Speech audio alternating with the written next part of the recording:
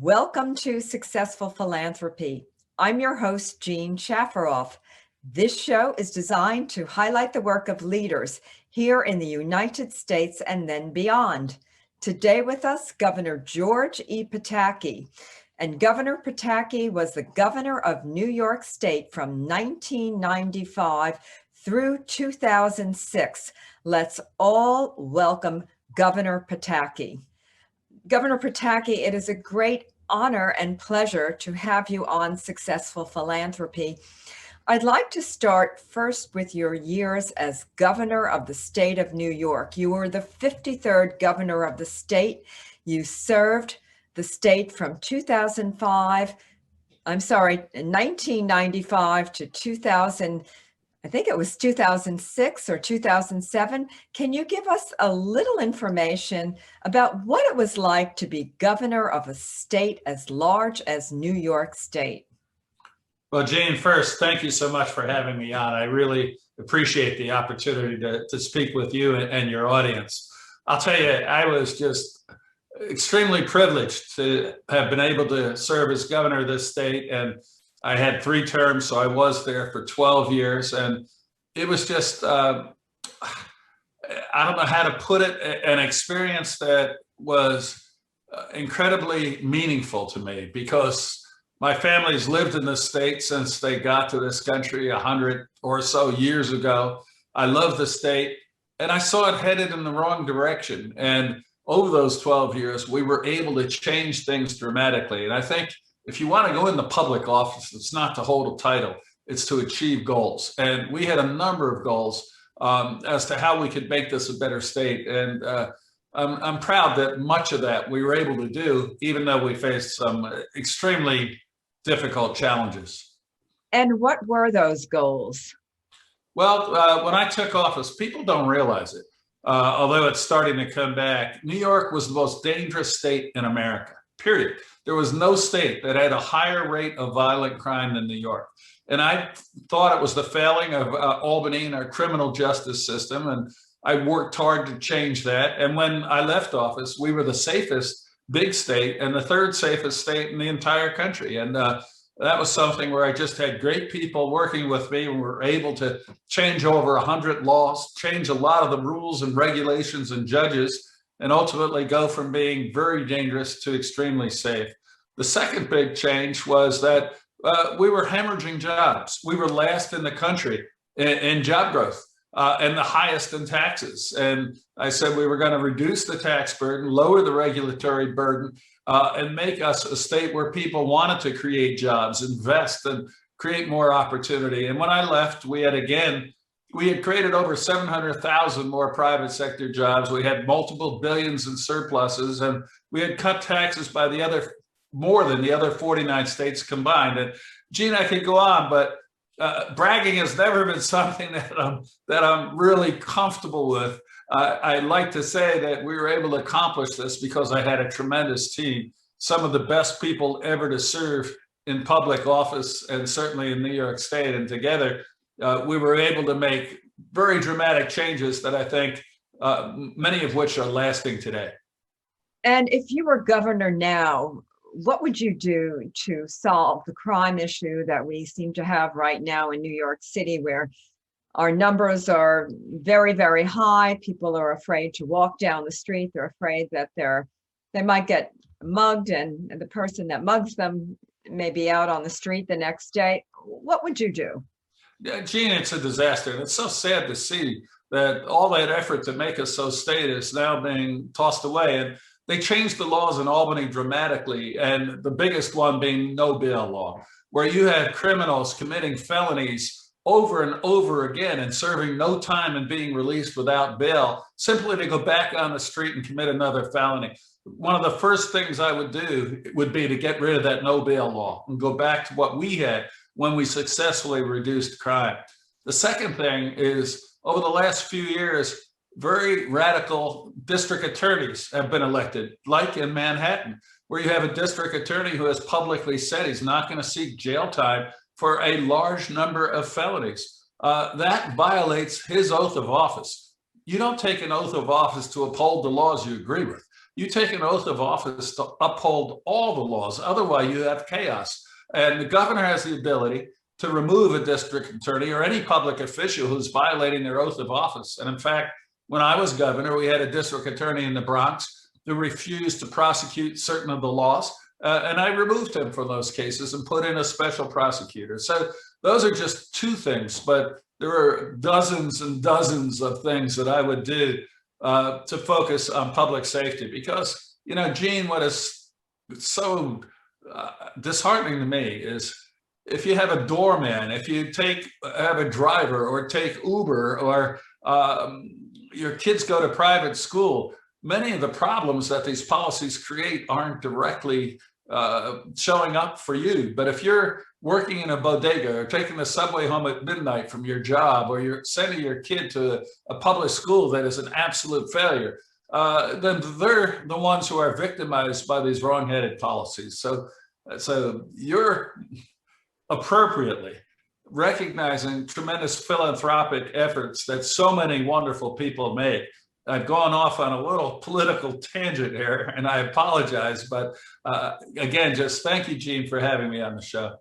Well, the crime situation is of concern to all Americans, and especially people living in New York right now. And I think it's a big concern for families and others. And this is why I bring it up. No question, I think we are in need of an adjustment, and maybe a big adjustment. And that doesn't mean that people have to be locked up forever, but we do need to do something where our streets are safe again. Now, Governor Pataki, I wanted to speak to you about your efforts in the Ukraine. I was involved with a press conference with you back in June of 2022 in New York City.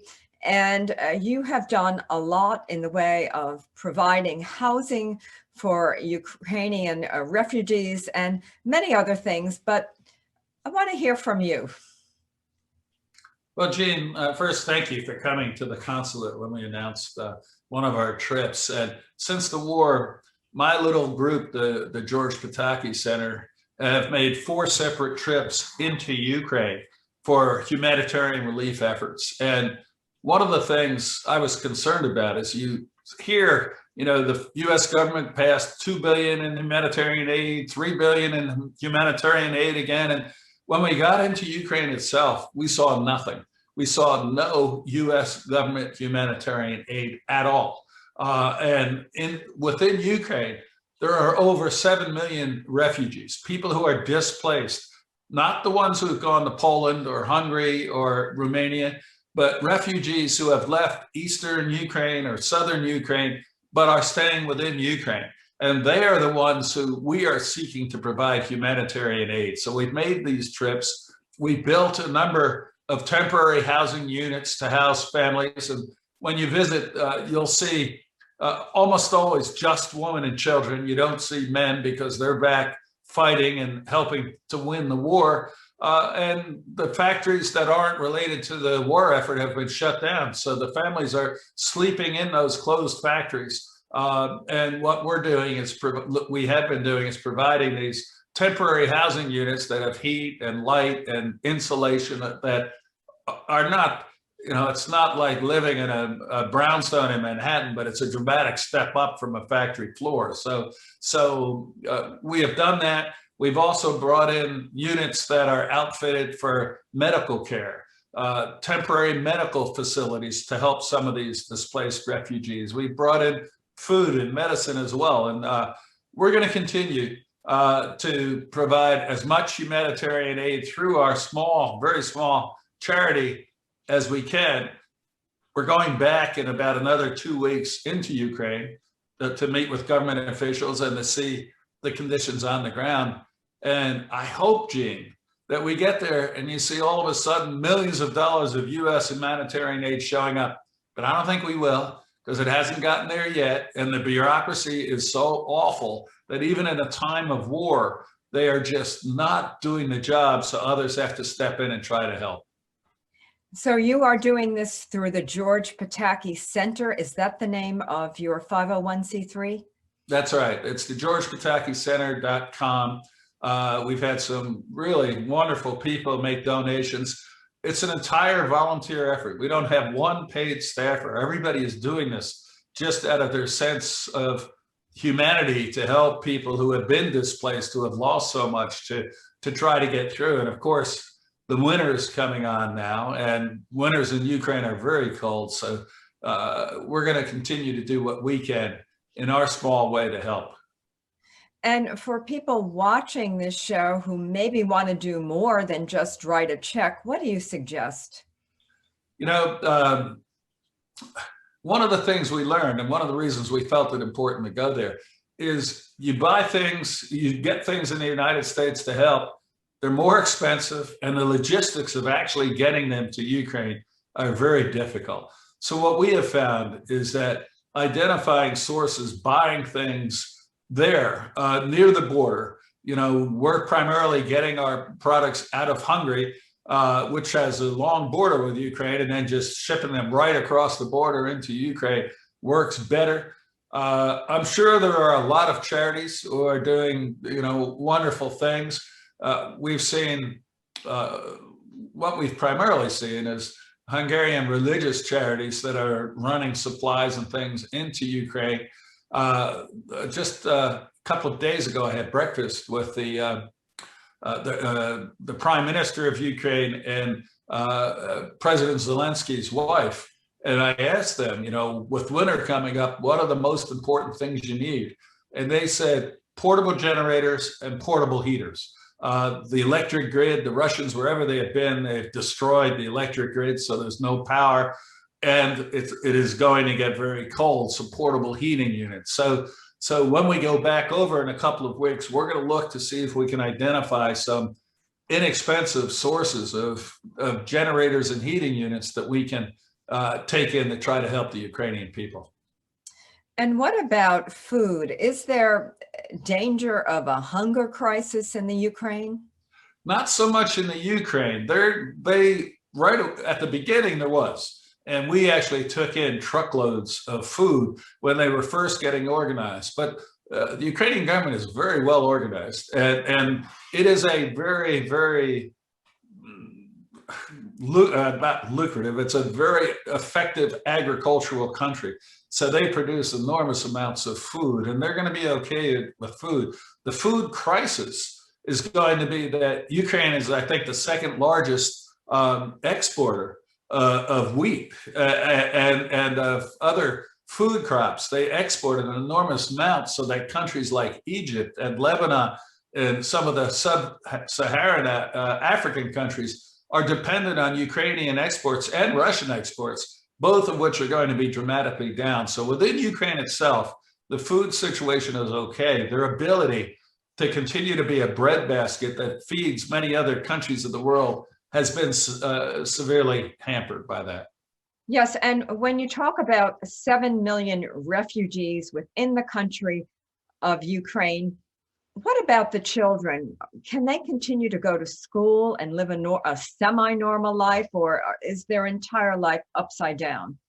Well, they're completely upside down. You know, we visited one shelter in Mukachevo, I think it was, where there were dozens of kids and their mothers, you know, no fathers, and we played with them a little bit and brought them some stuff, particularly candy, which always goes over well with kids, including my grandkids. But they weren't able to get educated. And one of the priorities of the Ukrainian government that they have talked to us about directly is getting kids back to school. And that is happening now. But the needs are so great. And again, we were asked, our little charity, Odessa, the city of Odessa said they're having kids go back to school, but they don't want the kids to go to schools that don't have basements, because if there's Russian rocketing or shelling, they want to have a safe place for those kids. So what they are looking for help from us is with temporary classrooms that can be set up in those schools that have basements. So that's another priority where we're going to be trying to help. But, you know, there's just so many needs. But I have to tell you, Gene, it's inspiring to see them, because you see people who have nothing. Literally they're living on a factory floor. They get food and they have clothing because they brought it with them, but basically nothing else. And they never ask for something for themselves. It's always help my husband, he's back east fighting, or help my brother who has not been able to get out. They never complain about their situation. I've never seen a country more unified with one goal, and that is to win this war and to do everything they can, civilians, kids, wherever they are within the country, or I'm sure outside the country, to give the Ukrainian forces the ability to win this war and get it over with. So they need everything, basically. They need housing, they need places to go to school, they need the heating and electricity and medical facilities, but they're not complaining about it. They're not asking for it. They're asking the help to win the war. But our job is not to help them win the war. Our job is to try to help those children and help those families. It's also very, very tragic. And unfortunately, most Americans feel helpless because they don't know where to give the money, because they're afraid that the money will never get to the Ukrainian people. But George, or I should say Governor Pataki, you have a very good charity here, the George Pataki Center, and looks to me that money is going right to where it needs to go and right to the people. And when you're in the Ukraine, do you sense the danger? Are you afraid of your own life, or how does that work? Not really. But first of all, thank you for your kind words. But the reason we went over right after the war started was exactly what you were saying, Jean, is we didn't know how to help. Do you try to write a check to this charity or give money to that organization? And we took a look and we said, well, there's this void. And to this day, I don't know who I'd write a check to or who I'd give some support to, because I don't know exactly who is being affected in Ukraine. So that's why we're continuing to do what we're doing. But I didn't really feel fear. But like we were at the oblast, the government capital in Zakarpattia, which is one of the oblasts. And the governor meets us, and of course he's a military guy because they're under martial law and everything is controlled by the military. And we go to the state capitol, and there's sandbags and people with automatic weapons and full body armor guarding the entrance to the governor, to the capitol. Then you go up the steps. At the top of the steps, inside the building, there are more sandbags and people with full body armor and automatic weapons. Then you go to the governor's office, and outside that, there are sandbags and people in full automatic weapons. And it's nowhere near the front lines. I don't want to create the impression that somehow I was out there looking over the Russian arms. No, we were in the West, in the relatively safe part of Ukraine. But what is the case is Russian agents are all over the country. And those Russian agents, if they have the opportunity to kidnap or attack a prominent government figure like the governor of Zakarpattia, they're going to do it. So they are very vigilant all over the country, including in the West, not against the Russian army coming in, but against those Russian agents who have been placed all over the country. And so I felt very safe, except everyone understands you're never really totally safe anywhere in Ukraine because of that lingering Russian presence throughout the country. And when you think about this war ending, do you see an end in sight, or do you think this is going to go on for years and years? I think both outcomes are possible. The way things are now, this is going to go on, because Putin can't afford to have been defeated and forced out, and the Ukrainians are not going to give up on their country. They love their country and they're going to defend it to the last person, and hopefully it doesn't come to that. But it seems like an intransigent, long-term struggle. But on the other hand, you see just in the last couple of days, India and China both urging Russia to have a negotiated settlement. And I think the potential is there. I don't think either side wants a permanent war. I don't think either side certainly the Russians can't afford this permanent war. So I think the opportunity is there to negotiate a settlement that both sides can live with, but it takes very effective, subtle diplomatic leadership from a country or countries that both sides would trust. And I think the opportunity is there, whether or not there's the leadership to be able to seize that opportunity, I just don't know. I hope the war ends soon, because it's a tremendous strain, obviously, on the Ukrainian people, and the displacement and the horrible tragedy and crimes against humanity. But it's a great strain on the rest of the world. And this is a show about philanthropy. We want to bring people together, and we want all sorts of war and hardship to end. Now, leaving this subject, going back to your time as governor of New York, during the 9/11 crises, I understand you were in New York City. You were very, very involved in helping the families and helping New York City, and then the state, and then the world to cope with this horrible, horrible tragedy. Can you talk a little bit about what was it like for you in the important role of governor and having this horrific tragedy hit the city of New York?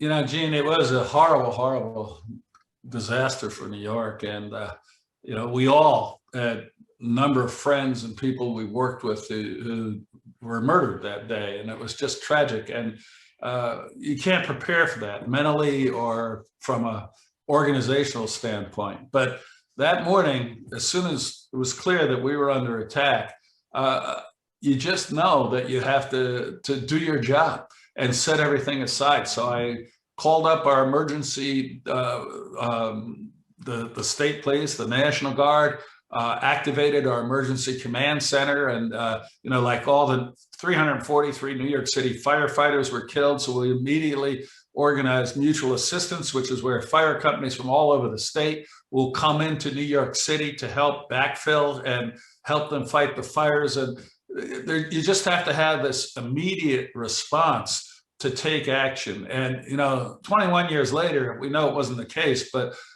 that day, Gene, and for the couple of weeks thereafter, we didn't know if there was going to be another attack. So I also had to take steps to try to protect New York. We closed the bridges and tunnels and airports. We had National Guard riding the subways and the trains and things of that nature. But there was also, and then the two big things were the humanitarian suffering. And so that day, I had been through the TWA 800 tragedy and saw how the families were lost. They had no place to go. No one was caring for them. So that day I said, we're going to set up a center specifically for the families where they can go and get information, get counseling, and get support. So from the humanitarian side, we had to do that the first day and then continue with that, obviously, throughout the entire response. And then the second was the economic catastrophe. 20 million square feet of office space, more than most big cities have, were destroyed and couldn't be used. And companies were fleeing, you know, where are we going to go? And the mantra was you couldn't stay concentrated in a small area like Manhattan. Go to Connecticut, go to New Jersey, go to North Carolina. So we had that day, again, an immediate effort to try to provide emergency and longer term economic help to everything from the corner dry cleaners to Goldman Sachs or American Express, so that they would say, we're going to stay in New York. We're not going to look at these opportunities to go elsewhere. So, you know, I'll never forget it. Obviously, it was something where it was enormously emotionally draining, but you couldn't let that happen. You just had to focus on the job. And I remember during the course of the day, someone would come in and say, did you know someone was killed? Or did you know this person was killed? And you just take 5 seconds to say, oh God, this is awful. But then say, there'll be time to reflect on their life and more and greater once we're through the crisis. So it was just it was the worst of to paraphrase Charles Dickens, it was the best of times, it was the worst of times. The worst of times because of the tragedy and the human loss. The best of times because I've never seen New Yorkers come together. I've never seen Americans come together like that day and the days thereafter. You know, we weren't Republicans, Democrats, black, white, young, old. We had been attacked, and the spirit of the people was something that just was an inspiration, that from those first minutes, you saw how people from every walk of life responded and knew we were going to get through this because we had come together and we were going to be strong. Do you think the United States is prepared for another catastrophe? God forbid something happened? You know, I have to say, I don't know the answer to that. I hope so, but I don't have a whole lot of confidence that we're as ready as we should be. I mean, look at the COVID disaster where we end up putting COVID positive patients in nursing homes. You know, that was just a catastrophic policy that resulted in, I think it's 16,000 deaths, many of which could have been avoided. And I don't want to get political, but you look at the border and over 2 million people have crossed. We don't know who they are. Most, I'm sure, are coming for a better life, but there are also drug dealers, there are gang people, and there are also terrorists coming to attack us again. We know that. People on the terrorism watch list have crossed the southern border. So I am concerned. You know, the better thing is to prevent the attack as opposed to being ready to respond once it happened. And whether it's having no control over the southern border or having Al-Qaeda back openly active in Afghanistan, which is where they planned attacks from 21 years ago, the concerns I have are greater now than they were a couple of years ago. Yes. So my final question to you is, what's on the horizon for you now, Governor Pataki? You're very involved in Ukrainian relief efforts, and I think that's wonderful. But if this war ends, and hopefully it will end sooner than later with a positive outcome, and after war there really is nothing positive, but other than an end to war, what's on the horizon for you? Yeah, you know, you never knew. Like, I never know. Like, I never anticipated getting after trying to provide humanitarian relief in Ukraine. But I've always been very much of a next generation green guy. And when I was governor, we preserved over 1 million acres of space and created the Hudson River Park in the west side of Manhattan. And in my private sector, I've been very active in green energy projects. And I am just so excited about things that are coming down the pike, whether it's solar panels that are 3 times as efficient and much cheaper than the current iterations, or fusion power, or hydrogen vehicles. You know, that next generation technology that's going to allow us to grow the economy, have strong job growth, and yet at the same time clean the air and give us a better environment, are things that I'm working on today, and I'm hopefully going to be able to be working on in the future as well. Well, thank you very much, Governor Pataki. I'm very, very grateful to you for your leadership and also for your time today. This concludes Successful Philanthropy. Our guest, Governor George E. Pataki of New York State. I'm Jean Shafiroff, your host. I'll see you next week.